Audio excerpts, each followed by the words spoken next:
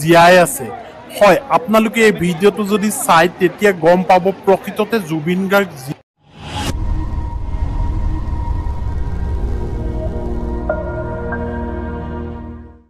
হাই বেয়াত মোৰ এটা নিউ ভিডিঅ'লৈ আপোনালোকক স্বাগতম জনালোঁ আৰু আশা কৰোঁ ভিডিঅ'টো শেষলৈ যাব।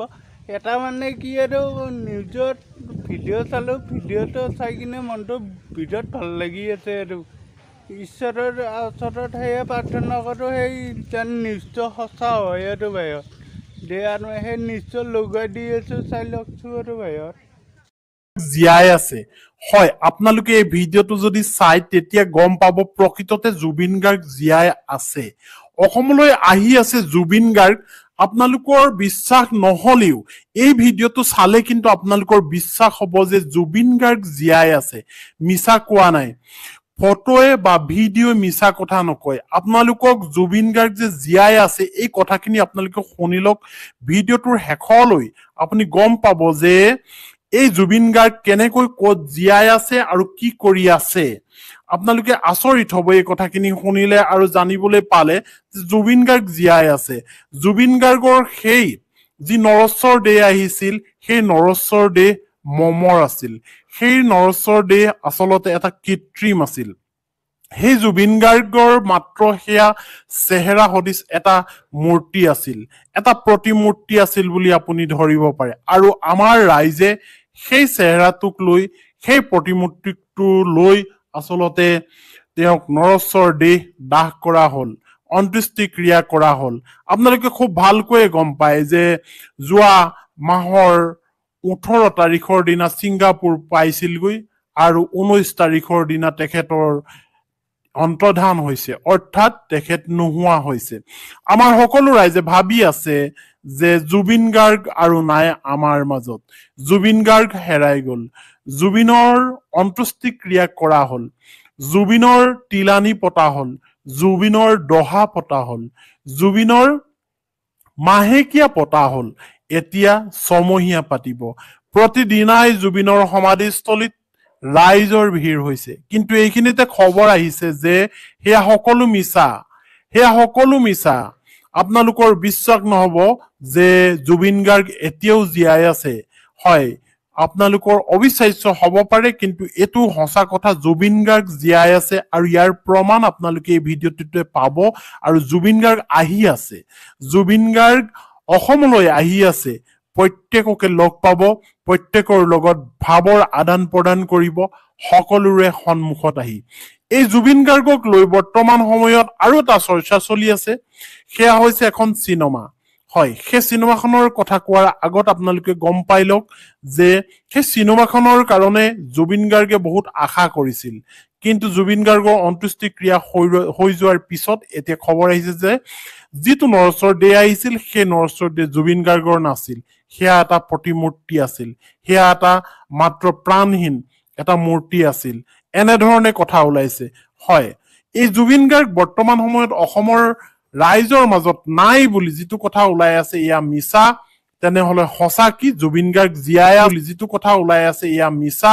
তেনেহলে সঁচা কি জুবিন গাৰ্গ জীয়াই আছে আৰু জুবিন গাৰ্গ আহিব।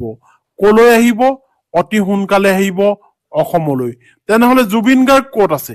এইটো এটা ডাঙৰ প্ৰশ্ন হৈ পৰিছে প্ৰতিজন অসমবাসীৰ কাৰণে। হয়, শুনক, জুবিন গাৰ্গ জীয়াই আছে, হয়, আহি আছে। এয়া হৈছে আপোনালোকে যিবোৰ ফটো দেখি আছে, বেছিখিনি ফটো দেখি আছে, এয়া অন্ত্যেষ্টিক্ৰিয়াৰ ফটো। এয়া হৈছে ৰৈ ৰৈ চিনেমাখনৰ। এই কথাটো আপোনালোকে শুনি লওক, বাকীটো মই কৈ আছো।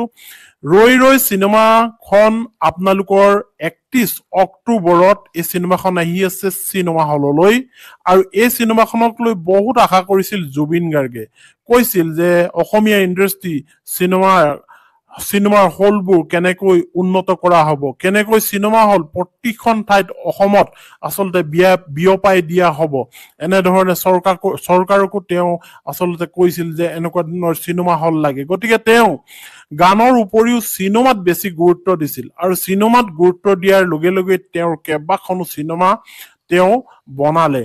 হয়, আপোনালোকে খুব ভালকৈ গম পায়, মিছন চাইনাকে আদি কৰি আপুনি কাঞ্চনজংঘা ইত্যাদি ইত্যাদি কৰি বহু চিনেমা আৰু শেষৰ চিনেমা বুলি আমাৰ ৰাইজে মানি লৈছে যে ৰৈ ৰৈ বিনালে হয় এই ৰৈ ৰৈ বিনালে চিনেমাখনত জুবিন গাৰ্গে নিজে অভিনয় কৰিছে আৰু জুবিন গাৰ্গে অভিনয় কৰি যি সুন্দৰভাৱে অভিনয় কৰি ৰাইজৰ মন্ত্ৰমুগ্ধ কৰিছে এয়া আচলতে আপোনালোকে চিনেমাখন চালেহে গম পাব আৰু এই চিনেমাখন 31 তাৰিখে যেতিয়া আহিব তাৰ কাৰণে সকলো প্ৰস্তুতি আচলতে অসমত কৰা হৈছে অসমৰ বাহিৰতো কৰা হৈছে আৰু এই চিনেমাখনৰ ভয়েস ডাবিঙক লৈ কিছু কথা চলি আছিল যিবোৰ ভয়েস ডাবিং AI আৰ্টিফিচিয়েল ইন্টেলিজেন্সৰ দ্বাৰা আচলতে কৰোৱা হৈছে যিবোৰ ভয়েস ডাব আচলতে ভালকৈ কৰাব নোৱাৰিলে জুবিন গাৰ্গৰ হতুৱাই আৰু জুবিন গাৰ্গে সিংগাপুৰৰ পৰা ঘূৰি আহি সেই ভয়েস ডাবখিনি কৰিম বুলি কৈছিল কিন্তু কৰিব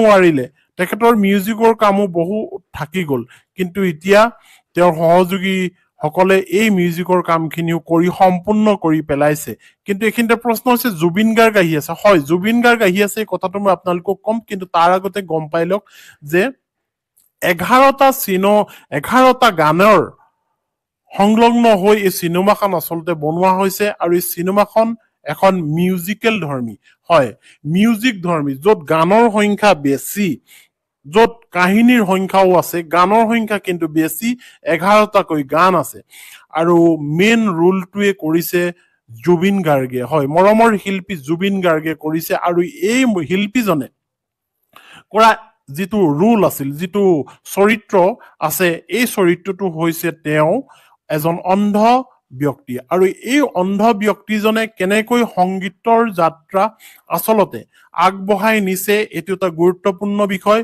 তেওঁ অন্ধ হৈ কেনেকৈ নিজৰ কণ্ঠৰ জোৰত নিজক আগবঢ়াই নিছে সংগীতৰ মাজেৰে আৰু তাৰ লগত সংগতি ৰাখি এটা প্ৰেমৰ কিছু কাহিনীও আছে চিনেমাখনত কিন্তু এতিয়া এই চিনেমাখন হললৈ আহিব অহাৰ লগে লগে ৰাইজে খুব ভালকৈ চাব কিন্তু এই চিনেমাখনক লৈ জুবিন গাৰ্গে যেনেকৈ আশা কৰিছিল সেয়া সম্পূৰ্ণ হৈ উঠিব বুলি সকলোৱে আচলতে আশা প্ৰকাশ কৰিছে আৰু এটা কথা এইখিনিতে গম পাই লওক যে তেওঁ যিটো অন্ধৰ চৰিত্ৰ ৰূপায়ণ কৰিছে এই অন্ধৰ চৰিত্ৰটো ৰূপায়ণ কৰিবৰ কাৰণে তেওঁ যথেষ্ট কষ্ট কৰিবলগীয়া হৈছিল আৰু তেওঁ চকুত এটা লেন্স পিন্ধিছিল আৰু সেই লেন্সটো যেতিয়া চকুত পিন্ধি দিয়ে তেতিয়া সম্পূৰ্ণ অন্ধৰ দৰেই লাগে চকুটো আচলতে মনিটো দেখা পোৱা নাযায় আৰু সেই লেন্সখনৰ দাম যথেষ্ট আছিল আৰু সেই লেন্সখন যেতিয়া পিন্ধি দিয়ে চকুত তেওঁ চকুৰে নেদেখা হৈ যায় প্ৰায় 5% মান চকুৰে দেখে মানে আপুনি অনুভৱ কৰক চকুকেইটা মুদি দিলে আপুনি অন্ধকাৰ হৈ যায় নেদেখে কিন্তু সেই লেন্সখন যেতিয়া পিন্ধি দিব তেওঁ 5% মান দেখে তাতকৈ বেছি দেখি নাপায় এতিয়া কথা হৈছে জুবিন গাৰ্গ আকৌ আহি আছে হয় আমাৰ মাজলৈ জুবিন গাৰ্গ আকৌ আহি আছে 31 অক্টোবৰত চিনেমা হললৈ য'ত আপোনালোকে জীৱন্ত ৰূপত দেখিবলৈ পাব জুবিন গাৰ্গক এই ৰৈ ৰৈ চিনেমাখনত গতিকে আপোনালোকে সময় থাকোতেই এই চিনেমাখনৰ যিখিনি টিকট এই টিকট সংগ্ৰহ কৰক কাৰণ এই চিনেমাখন চাবৰ কাৰণে দৰ্শকে আগতীয়াকৈ টিকট বুকিং কৰিছে আৰু এই আগতীয়াকৈ টিকট বুকিং কৰি তেওঁলোকে হাসি থৈছে আৰু প্ৰতিটো দৰ্শনীৰ টিকট প্ৰায় বুকিং হৈ গুচি গৈছে অসমৰ বিভিন্ন প্ৰান্তত থকা চিনেমা হলবোৰত গতিকে আপোনালোকে সময় থাকোতে এই টিকটবোৰ বুকিং কৰি আচলতে নিজৰ কৰি লওক নহলে আপোনাৰ অনুপ ভাইটিৰ অনুপ কলিতা ইউটিউব চেনেলটো লাইক কমেণ্ট শ্বেয়াৰ কৰিবলৈ নাপাহৰিব ছাবস্ক্ৰাইব কৰিব তেতিয়া আমাৰ ভাইটিয়ে মানে অনুপ কলিতা ভাইটিয়ে আৰু ভাল ভাল ভিডিঅ' আপোনালোকক উপহাৰ দিবলৈ সক্ষম হ'ব প্ৰেৰণা পাব আশীৰ্বাদ কৰিব অনুপ কলিতা ইউটিউবত সাবস্ক্ৰাইব কৰি দিব আৰু লাইক কৰি দিব লগতে কমেন্টও কৰিব